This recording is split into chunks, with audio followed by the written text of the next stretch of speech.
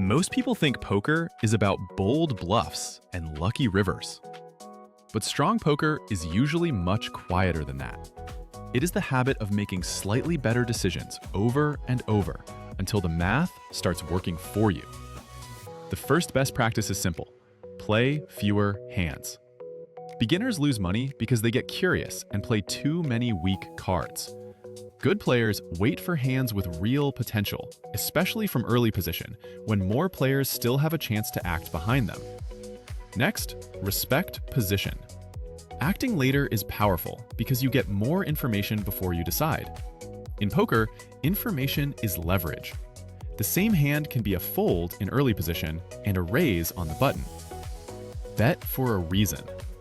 Usually that reason is to get called by worse hands, or to make better hands fold.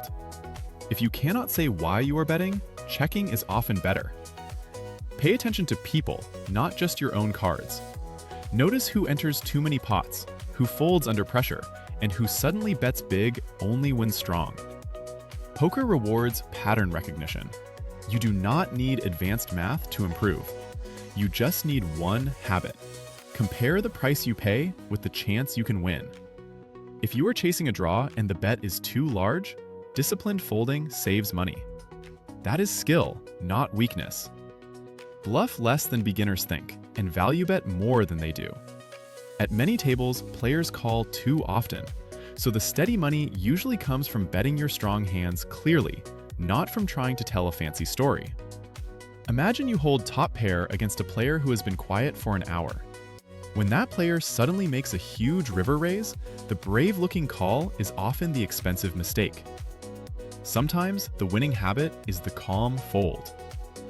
And maybe the most overlooked best practice is emotional control.